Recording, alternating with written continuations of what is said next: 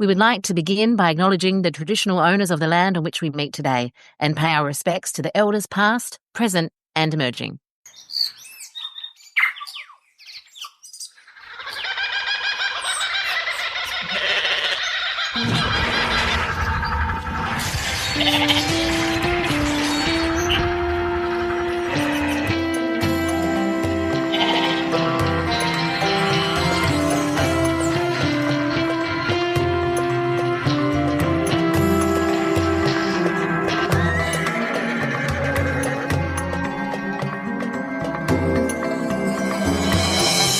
G'day, I'm Shell. Kia ora, I'm Lou. And welcome to Xena Warrior Nutballs, our first podcast of the year, guys. Happy New Year. Happy New Year. We got a cracker today. We have got an absolute cracker. Murray Keane. Yes, Howar. From pretty much the most loved episode in all of the Xenaverse, right? A Day in the Life. Mm-hmm. Season 2, episode 15, the one that consistently tops all the different charts of the 134 episodes in Xena. This is the one that generally comes out on top. Yeah. Directed by Michael Hurst. Our Kiwi favourite, who also plays Lawless. Yes, yes. And it's got that handy-cam vibe, that real reality TV type energy. Mm-hmm. It's hilarious, especially back then. It was pretty cool and different. So I feel like we need to just quickly, in a couple of sentences, sum up what a day in the life is, yeah? Oh, if you can. Okay, so pretty much it's Xena and Gabrielle on the road. We're getting a view of what their lives actually are. So they encounter Howar, our favourite Howar, Murray Keane. Yeah. And he presents to them a conundrum that a giant is coming to destroy their home. Is that right? Fun. Yeah, their village, yes. Yeah, thank you. But at the same time, they learn that there's another thing going on in another village and they have to weigh up and decide. But of course, Xena being Xena, she wants to figure out a way to figure it all out.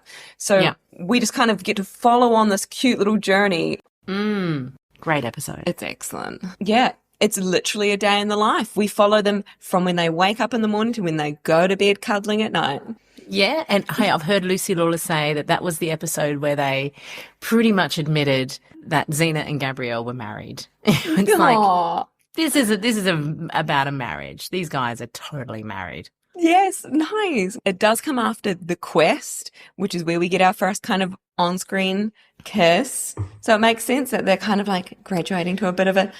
Was the first on-screen kiss, though, was when Gabrielle married Perdiccas. And Return of Callisto. You're right. Oh, my God. Yeah. That tiny nip of the corner of the mouth. It was the first pash. There was tongue. Yeah. And Xena had her hands on Gabrielle's ass. That's what she's like, get your hands off my ass. Who's she saying that to? Ass. Or bottom? Butt? What does she say? Get your hands off my bum. On my butt, I think. Get your hands off my butt. Who is she saying that to? Autolycus or Xena? That's the universal question. Right. In my headcanon, it is obviously Xena. But also, we've gone so far away from where we're supposed to be talking, as per usual. You're the one who mentioned a kiss. I know. So, of course, that's going to happen between two lesbians. We're just going to start talking shit about lesbiana stuff. Railroad ourselves back to Murray Keane. So he plays Howar in this incredible episode. And look, let's be real. Howar, he pretty much is... He's got a partner called Minya, who's played by Alison Wall. These two, I would argue, are pretty much just audience stand-ins. They both are just absolutely obsessed with Xena from the moment that they lay eyes on her. Oh, how good are both those two characters are hilarious. They are. Just excellent representations. Yeah, you're right, of us crazy Xenites. Yeah, exactly. And they just, I don't know, they've got a really fun, cool, comedic energy, and they're both great Kiwis. So it's so cool to see them on screen. I was surprised that Murray was a Kiwi. His accent's pretty bloody good. It's excellent, hey? You got to give it to Murray, though. He's a pretty good bloody actor. He has some problematic lines at the end of the episode. Yes. We've all met a Howar in our lives, hey, where they don't get a hint. And it really is just all about the leather. Yes. 100%. One thing that I do really like about Howar's presence in it is that he creates this dynamic where Xena and Gabrielle's, their relationship is really like spotlighted and how intimate it is between them and how important it is for them to protect that. Yes. How they have to like have discussions about how to manage Howar, to all that sort of stuff when they have this person kind of coming in from the outside. It's very interesting. It's very like, it's kind of cool to have those like special little moments with Xena and Gabrielle in a day. You just wonder if a gay woman wrote that part because it's so, yeah, we've all been there. And we Look, other podcasts dive deep into Howar's character and relationship. So have a Google. There's Xena Warrior Podcast. Love those guys. Xena Warrior Business. Another great one. A dark horse for me is Bird's Eye View. Love those too. Yeah. Oh, and we can't forget our mates at Xena Made Me Gay, Alice and Chris. Hello. Of course. G'day. Legends. Absolutely. So Murray Keane is in relation to like New Zealand TV. He's been involved in freaking everything. Everything. So you ready for this list, Shal? Yeah, man. Let's hit it. He's more known as a director in New Zealand. So he's been a director on Shortland Street, Outrageous Fortune, which is probably one of the biggest shows that New Zealand internally has ever produced. Like, it's one of the most famous. West Side, Power Rangers. I didn't know Power Rangers was in New Zealand. Yeah, Power Rangers, Ninja Steel. Bloody legends. 800 Words. With Eric Thompson. Hades. Step Dave. Go Girls. The Almighty Johnsons. The Brokenwood Mysteries. The Tribe. The Tribe. Yes. Hashtag the Tribe in this one because, yeah, that's got a bit of a following out there, hey? And then that's like a 90s obscure... I used to watch it. Everyone had dreadlocks. They did. And really cool, like, coloured stuff on their face, like cool. Yeah, I used to think, oh, wow, you Kiwis are cool, man. No, I know. That's you're just like going to go fire twirling and have a bush doof. Oh, my God, we don't use bush doof in New Zealand. Explain what a bush doof is. Oh, bush doof. Okay, a bush doof. Oh, no, it doesn't sound good, does it? So out in the bush, which means out in the wilderness, and doof is like pretty much the type of music. Like, doof. Yeah, doof, doof, doof. It's a bush doof. Full moon parties, man, and all the hippies come out and go wild and have a rave. And I know. We should organise a Xena Puff Doof. Puff Doof. Gay doof. Yeah, Puff Doof. Have you heard that? No, I want a Puff Doof. A dyke night. A dyke night. I've never heard of Puff Doof. Have you not heard of Puff Doof? No. Yeah, instead of bush doof, Puff Doof. Puff Doof. Puff Doof. Well, don't worry. We'll make one. Everyone's invited. Yeah, man. Come on, Xenites. Come down under. I could talk about a day in a life all fucking night. It's probably my favourite. Should we I say think it's the one I've seen the most ever. Same. But what's great about it is there's no storyline. No. I mean, there is, but it's just so stupid. And so Xena stupid. Meditating, and I love the scene where she's like, psh, psh, psh, and just playing with her the chakra. Just like, that she's is just genius. That's got to be It's Michael so Hurst, good. right? Just coming up with that. No, that was Stephen Alstairs. No, was it? Him and RJ Stewart or something. He's got a story about them like in an office. Dude, we've got to get Stephen on the show. I know. My favourite for sure. I know what you're going to say. You know, okay, read my mind. Tell me. Her weeing in the bushes. Isn't it? As in like the one where she's like, you used my scroll. You used my scroll. I used a bit, but it didn't have much writing on it. Lena wipes her bum with her wife's like writings about her life. So funny. Okay, my actual favourite is like that cute, ridiculous game that they're playing where Gabrielle is trying to hit Xena with her staff across the entire episode. It's like this cute little thread that we watch and she gets closer and closer. And my favourite moment, they're on the road, it's at the start. She tries to hit her, Xena grabs it, and Gabrielle's like so thrilled because she got so close. Because you were this close. I let you get this close. And the way Renée O'Connor wrinkles her little nose and like shakes her little, it just did. Oh, you're such a Gab fan. Yeah. Aren't you? So cute. All right. We're talking shit. Or are we doing art imitating life? A very intelligent parody. Are we doing our podcast in the style of a day in the life-ish? Hey? Hey, you'll never know, guys. You Neither will we. I feel like I'm worried we've actually just descended into complete and utter brain rot. So maybe we should start this episode.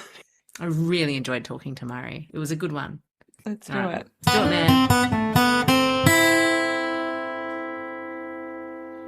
And today we have the one and only, our Howar from A Day in the Life, the wonderful Murray Keane. Thank you. Kia ora. Kia ora. It's Māori Language Week this week, so it's a big kia ora to you guys on the other side. Oh, awesome. So I'll say kia ora. Normally I would say g'day, but kia ora. Kia ora. Kia ora. So Murray, I'm just going to take it back to the very beginning. And please tell us, how were you cast on Xena Warrior Princess? Can I take you back to the beginning, but back to the beginning though, just briefly? Yes, I do please. a small story based around when Renaissance Pictures first arrived.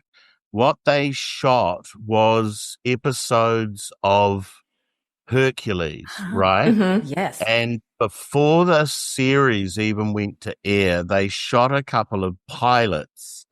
And the first ever pilot, I was cast in as a villager, and an actress called Lucy Lawless was actually in that episode as an Amazon woman. And it was the story of these simple villagers.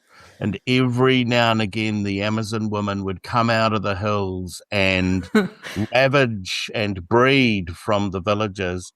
And they were sick of that. So they hired Hercules to come and protect them. It was sort of like Kurosawa, but at speed. So I was actually fortunate enough to be in the very, very, very first setup of the first take of the first shot that they ever did there. And I had to lift a large koni pig into the back of a cart and then look up, and I would see Kevin Sorbo, Hercules. Wow. Coming over the hill, and I would say, "Look, everyone!" And I, having been on a farm, I knew how to handle livestock, but this poor pig, it was a pet pig, and it was this koni, but I knew how to lift it up by the hind legs and shift it across, right? And then say my line. And anyway, the Rushers went to Universal Pictures in LA, like in the next flight out. And I swear the comment that was made when they played the Rushers and they saw that first take, they said, "Is that guy fucking that pig?" No. No way. That looks like you've gone to a country where there's practically bestiality at spending That is classic. I've told that story at a few reunions, and I recently think they had one for Renaissance somewhere, So that's my beginning of the beginning story. And Lucy was genuinely an Amazon. She wasn't the head Amazon. That was, those days, it was an American actress but Lucy was one of the... Wow. What a turn of events for everyone, really. So I do have to say, as a New Zealander and like the connotations of sheeps in New Zealanders, I want to distance myself from that story so far, but... I was tempted to make jokes, to be honest, and I thought, I'm in the room with two New Zealanders, I'm just going to shut up. I cannot find that coverage anywhere, and I've looked again for it recently because it seems that the pilots that they made, I think they've dumped somewhere. And I think if you go back and watch Hercules, it starts with an episode. Once they'd screened the pilots and got the money, they came back and they started episode 1.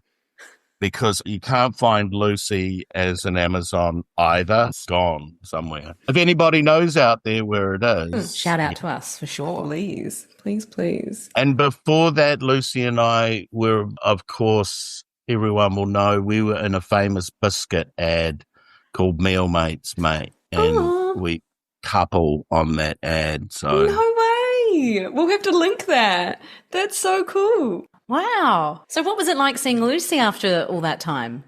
Yeah, no, I hadn't seen her for a while. No, it was fun. It's all, whenever you do anything with Lucy, it's going to be fun. Oh.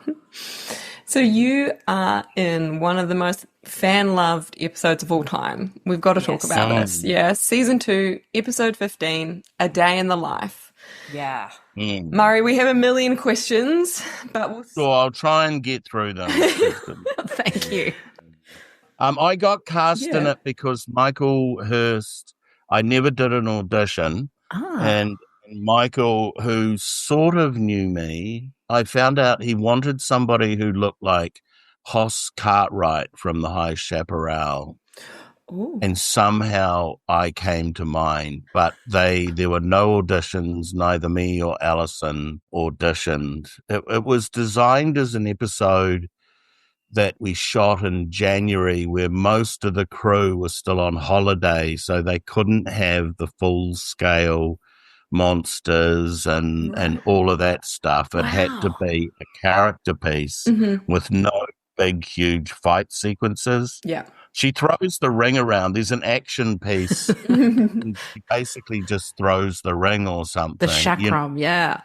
Yeah, and so it's a character episode, and I think they were probably a bit shocked and, well, pleasantly surprised that the episode was as big as it was, because it actually had good time for characters to kind of do their thing. Michael had directed not much. He'd done one film. I don't think he had done a lot of TV, but Michael's strength is in vaudeville and slapstick and theatre, well-constructed theatre, and that's what it felt like it was on set. You weren't being dictated to by where the camera was. The camera followed you. There's a really good shot that goes, a single shot, you go up a ladder.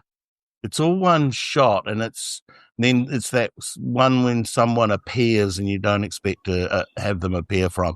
And it's really cleverly constructed, and that's classic Michael, because he's a really good craftsman at stagecraft. Yeah. Yeah, when you say that, it's so true. When you watch it back, it is really theatrical. It has like a theatre vibe to it. It feels like it's ad-libbed. Did you guys do a lot of ad-libbing or? No, wow. No. Wow, that's amazing. That's pretty much the script. I don't know if Lucy even and Renée, they didn't do much ad-libbing, really. No, it was what it was. It would have been a bit weird if we'd ad-libbed it, I think. It'd be more scary. It would have gone south. Yeah. Yeah, it would have gone south. I remember picking the script up for the first time and reading it going, it's got a good sense of humour. And I do think that sense of humour comes from, it's a Kiwi sense of humour. Yeah. At the tone that Rob, I think he redesigned Xena when it began, and I think part of it was especially with Lucy, who likes comedy. Yeah. I think they made it more comedic, and hence it became huge. There was also, of course, the famous tub scene in there as well. They certainly didn't hurt ratings, did they? No, not with the soap. Okay, changing subjects. So you played the character Howar, yeah? What's your take on that character 30 years on?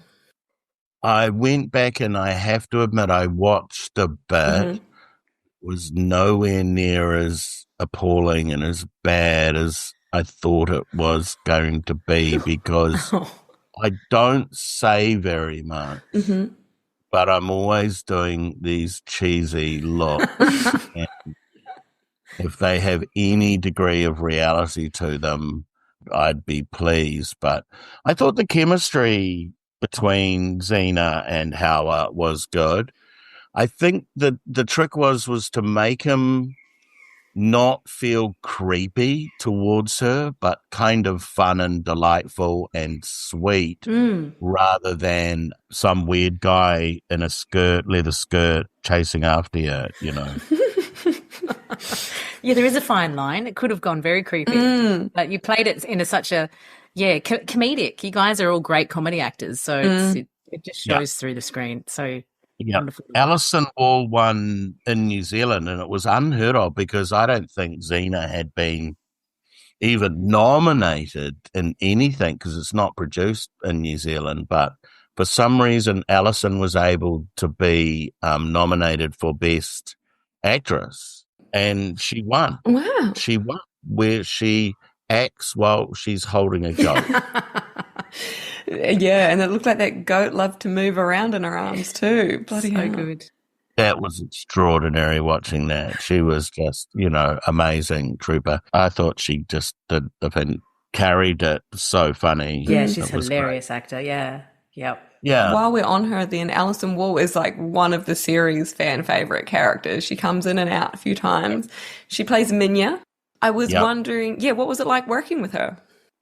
Oh, brilliant. Alison and I were sort of knew each other. We went to a convention together for that episode and in LA, and it was huge. I'd never been to anything like that. And you signed photos and you told stories and you partied, but only the Kiwis partied. All the big American stars just sort of signed stuff and left. And but Alison Wall, me, and a few other actors who had been in Xena eps stayed and hung out with the fans, and it was great. That is so cool. What an excellent story. Typical Kiwis having a party. We did.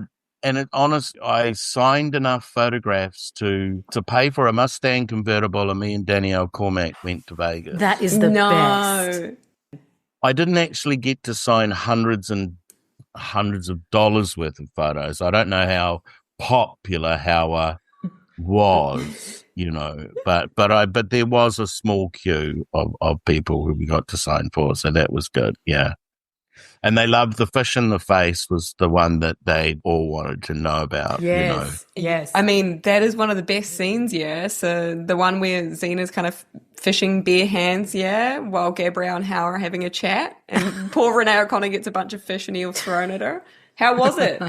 You'd never be able to do something like today, because the eel, I don't think the eel was dead, Right. The eel was definitely, and holding on. If you've ever tried to hold on to, they're impossible. Very slippery. She's working that eel really well and throwing it. And of course, it wasn't actually Lucy throwing the fish at Renée. It was the art department. And they you didn't have to pay them that day. They would Love that. wanted to throw a fish in an actor's face. That's the best. They were really funny. But Lucy had to go out and no stunt double. There was Lucy out in the middle of the lake. Her fish might not have been so live, I don't think. I think she had to wiggle them as she pulled them out of the water and then throw them over her back without looking and throw the fish away. So how fun. This sounds like such a fun episode to work on. Yeah. The sense of humor was always really good. I have to admit, I haven't seen bulk of Xena, but maybe it was just me having to be in that one. But it's generally quite serious, eh? It definitely dips in and out of it. It does them both. Like it's drama, it's comedy, complete high camp, complete high. And can be quite campy. Yeah. I don't know. It might be a bit of a fancy comparison, but I think it goes right to Shakespeare. When Shakespeare does his comedy, it's peasants' comedy. It's those poor ass peasants with miserable lives. Look, here comes the king. You can tell because he's not covered in shit. And that's been a sort of a trope for years. As long as you like the characters, I think, and the characters are affectionate, and I think the play between Renée and Lucy in that episode, the mateship and the jousting and the competition, and there is almost this thing where I think they push the boat out quite a bit in that episode as far as what that relationship could possibly be. Yes. I think it made a big shift, and there was more overt naughtiness in that script then I think they previously, I don't think they would put that in. Yeah, you're right. It was a big shift, and you can see the marriage between Xena and Gabrielle. But of course, everybody has like different timelines of when the subtext comes into Xena. So were you aware when you were filming it of the subtext? Yep. I thought it was great. I thought that just added just being a bit risque, but I love the fact that it's like moonlighting, which I don't know if you guys know, which was Bruce Willis and what's her name? Dress the Blonde. Yeah. They never get together, and I think that's just genius television. You just don't, you have this couple who are very fond of each other, but for one reason or another, they never get it on, which I think is great. Did they ever get it on? I don't think that ever happened. They sort of did right towards the end. Oh, right. Yeah, sort of the last couple of episodes and the last series, it becomes a little bit more in our faces. But yeah, you're right. The tension of Xena and Gabrielle throughout it is, you needed that tension throughout the whole series, which was excellent. But it was romantic, playful sort of competition. They were doing your classic kind of bitching at each other and being really competitive. But that was just because they really liked each other. Yeah. Seeing as you were aware of the subtext, I'm wondering whether you can recall, this is like such a hyper-specific question. I'm so sorry, Murray. But there's an extremely iconic subtext moment for us in the queer community in this episode, and it's one between you and Gabrielle. So it's actually in that fish moment where Renée O'Connor's getting a bunch of fish thrown at her, and your character, Howar, asks Gabrielle if Xena has ever thought of settling down and getting married. And just as Renée O'Connor gets slapped with another fish, she improvises the line, is what she said, "No, she likes what I do." And then the fish hits her and cuts her off. Do you remember that at all on set? No, not really. There was a freaking fish coming at me, How many that I got taken out by before Renée got one? I mean, my character wasn't interested in that, and now that you mention it, I think that's really clever. I think isn't that what they call gay Easter eggs? Yeah, totally. Yeah, and you're right. Howard was extremely disinterested in what was going on with Xena and Gabrielle because he had a one-track mind of Xena, which is fair enough. I think he wanted to be beaten up and thrown around a bit, Yeah. I think he wanted the missus to put the goat down and get it. Yep. Which is what happens in the end, yeah? Well, yes.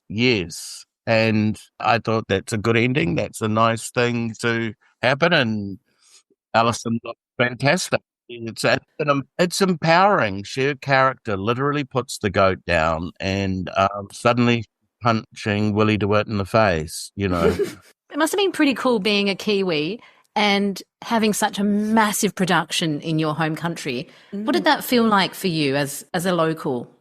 Well, I've kind of been part of the industry for a long time and have been part of film shoots. And the good thing about Renaissance pictures is that I think probably culturally as well, they really blended themselves well. Rob's a pretty super nice guy and loves it here. They blended into the landscape and you didn't really notice that they were there's some, horrible big productions that are around, but Renaissance were a delight to work for. You're in the bush, you're out in the country and the fresh air. The breakfasts were always good. Yeah. And the crew were earning money on a regular basis. Great. So it was that kind of production. It had a really good vibe. That's good to hear. And that is what we're hearing universally. It sounds, like really excellent employees and really excellent time, which is so cool to hear. Yeah. Yeah, it generated a lot of income for crew and would have really spurned the industry because then, of course, they're not there all the time. But those people have earned those skills by that stage. And you look at all the actors as well, look how keen, I'm sure Rob appreciates seeing Mike, because that's what I heard from Michael when casting they just let Michael cast locally because they knew he knew what he was doing, and they continued on that basis. Wow. And so they put themselves into the local community really well. We love them. They were great. That's so cool. Like really utilizing the strength of the locals. Yeah. Yeah. Did you keep anything from the set? Did you take home anything? Oh, I saw that question. It's my question. I love asking that question because if it was me, I would have stole so much. I have a Polaroid photograph of Lucy drawing a tattoo on my forehead. I love that. And I've kept it. Oh. Just mail her with sometime. You know. Blackmail. No, that was honestly the only thing I ever kept was a photograph that they took, and Lucy decided she was going to do my makeup, and she was terrible. And what did she draw on your forehead? I can never say. I can imagine. Okay. I can never, ever say. Yeah, for the best, I think.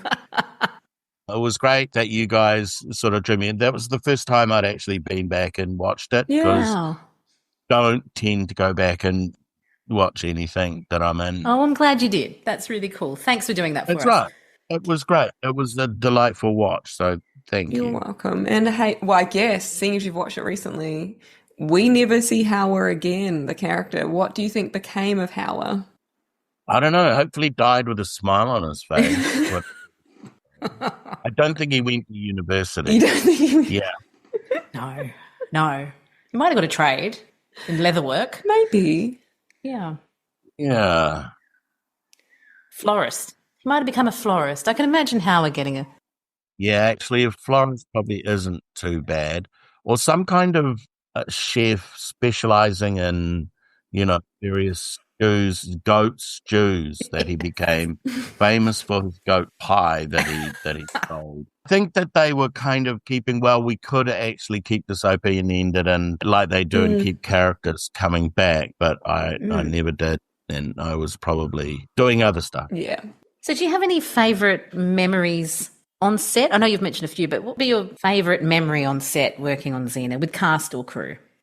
I think the best thing is like on most good sets, that the elder statesmen, the ones that are there all the time, people like Lucy and Renee and anyone else, the DP, Donnie, anybody like that, it's how welcoming they are and how they take the time out to sort of make sure that, because you can walk in, as you said, you can walk on to some of those big productions and it's terrifying. And if you stuff anything up, everyone's looking at you, what a dick.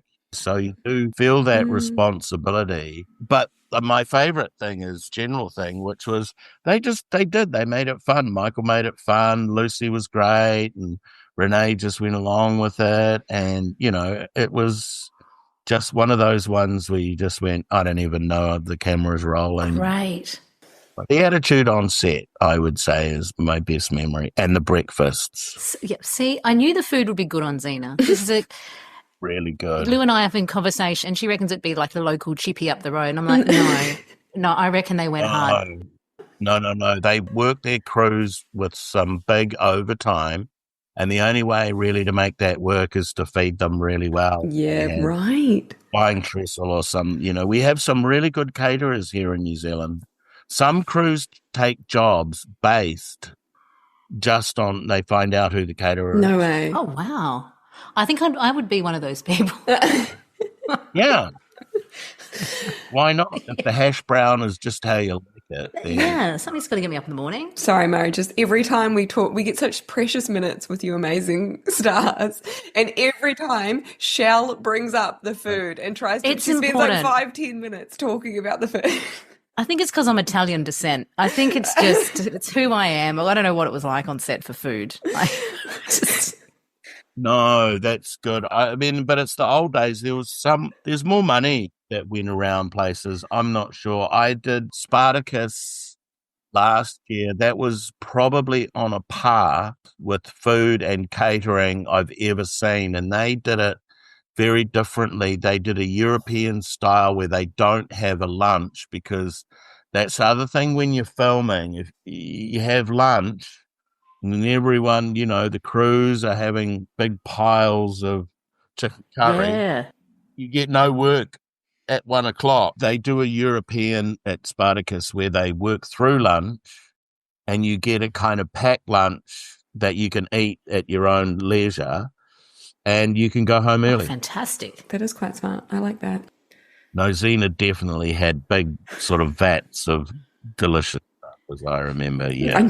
I was wondering, Murray, we're collecting from all the cast and crew we're talking to, what's your local New Zealand secret? Yep. So if any of the listeners are thinking of planning a trip to New Zealand, what's your advice? What must they do? I would do the Forgotten Highway, and it's a place that not many people know about, but it truly is a forgotten highway that you can drive from Harua through the middle of the North Island to Ika a Maui. And it's a very old road that was part of a railway, and there are tunnels and stuff. And then when you've been driving for ages, I mean, it's nothing like Australia. I mean, nothing. But in the middle of it is a pub, and the pub is the Whangamomana, and everyone goes there and buys a singlet saying, I've been to the Whangamomana pub. And it was declared a republic. They declared themselves a republic because it's kind of miles from nowhere.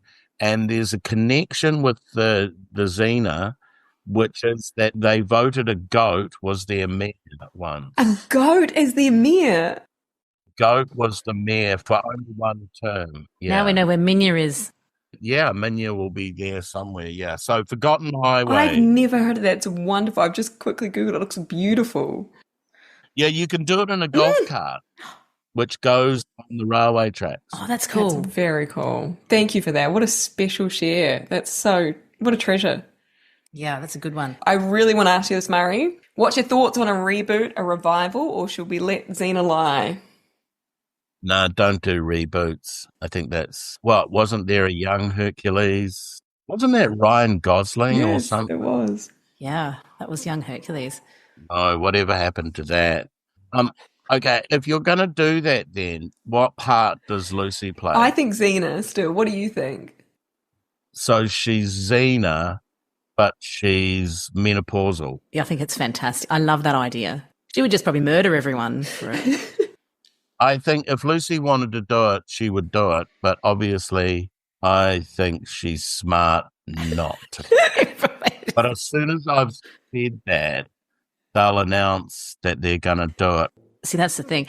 I reckon if they do it, they have to say, look, we're going to give like $20 million to Greenpeace, or you got to bribe her in that way. Or maybe you could use your photo. Yeah, I could. I could demand that Howar comes back as a goat cooker.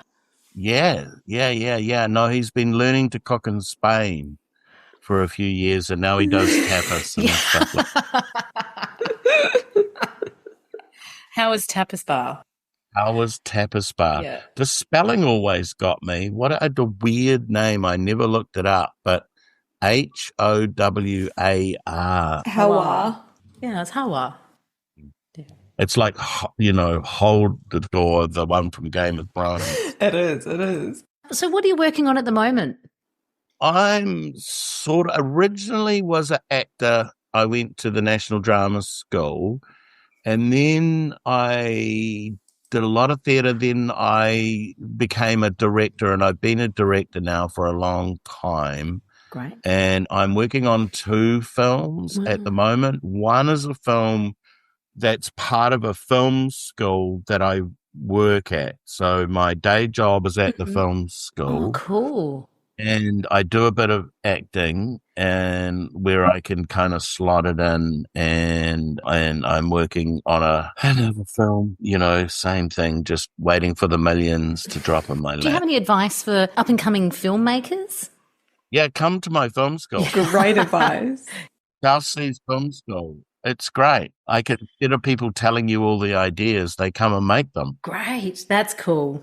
It's a really good, openly creative environment where I'm not subject to marketing people or network executives or anything like that. We make stuff that we want to make. That's awesome. Yeah.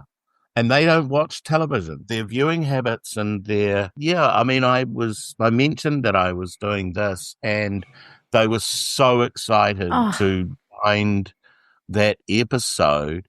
And I think some of them have now done a bit of a deep dive, like they found a cool record into Xena. Cool. Because they didn't really know anything that much about Xena at all, and now they were definitely super interested. Oh, that's awesome. So if it did come back, I think you would have to reinvent it. I would think it would have to be a whole new thing, maybe. Yeah, it's true. And just from the film student point of view, like Xena was just on that edge of technology. We didn't have AI. Everything was such a good teaching tool. Very clever. False perspective was something which is old school. It goes right back to Jason and the Argonauts. Yeah. Murray, where can listeners find you if they want to follow your work at all? I'm not really a social media person. I have, I'm not a poster. I'm more just spy on people. My problem is, you see, I just never reply. Yeah. I have a fairly full-on day, so my own stuff is, no, I don't. I have nothing, really. Right, so come and roll in your school then. Is that the main?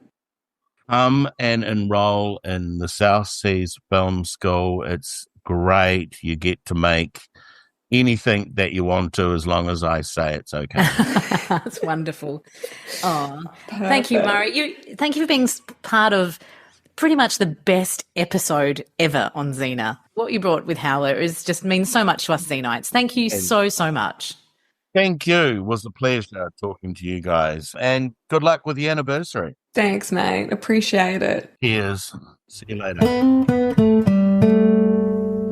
I finally got to talk about the food. I told you it's important, right? My God. I love that we haven't even had a breath yet to settle into the outro, because listeners, if you haven't heard before, this is the time where we get to talk about our reflections on the beautiful interview we've just had with Murray Keane. Yeah. Of course, you're straight out the gates about the food. Mate, because I've got to say, I've always said I reckon the food was next level. And you're like, no, it's from a chippy up the road, which is basically like a fish and chip shop. I was like, no, I reckon they had mad caterers. I was right. How good did the food sound, though? Oh, amazing. Amazing. Absolutely, I'm jealous. I'm absolutely jealous. Yeah, I'm hungry. 100%. Yeah, I feel ashamed that I was but okay, so I've been to Tahanga, Bethel's Beach, a fair few times, and out that way, there's not much out there, and it's a very windy, very dangerous road. So the idea of them getting stuff in and out of there still boggles my mind. Yeah, it's it's drivable for sure, but it is very anyways, long story short, I was just there's a little van out there with a hot chip shop. I was they're just all friggin' lining up there each lunchtime, aren't they? But no. Nah. They were dude, let's just load up the plates, load up the platters. Hey? Good on them. Well, I'm glad that we got to the bottom of that. Yeah, me too. I'm satisfied with that answer. Excellent. It was a good one. And I love hearing about how good the set is. Oh. How fun it is working on it, and just how everything's just so sounds great. I know. The way he described the leads of the show, Lucy Lawless, Renée O'Connor, and he even mentioned Donnie Duncan, people that are the stalwarts that are always on the set. Yeah. How he described them being just so welcoming and, just really set a tone, and probably really set a tone for that particular episode to be able to be as funny as it was, because everyone could be relaxed and enjoy themselves. And yeah, I was surprised that there wasn't room for improvisation. It just shows how great the actors were to stick to the script and have it come across so natural and just second nature. I don't know. I just felt very ad-libby, but it wasn't. It was very excellent performances. It was. And it also it's just excellently written, isn't it, by R.J. Stewart. Oh. Time and time again, he delivers every time he's got a script out there. But that one, he actually knows these characters so intimately, so well. He understands the relationship that we have. And I hope he doesn't take this as offensive, because this is actually only meant with just the ultimate appreciation and the ultimate flattery of just that it feels almost like a fan fiction. And I mean that in a way that is just like, it feels like he really knows behind closed doors what the fans want from these two characters. Yeah, and I think just really knowing the characters so deeply, writing from a place of knowing so deeply. Yeah, and he's unabashedly, unashamedly writes them in that cool, quirky way.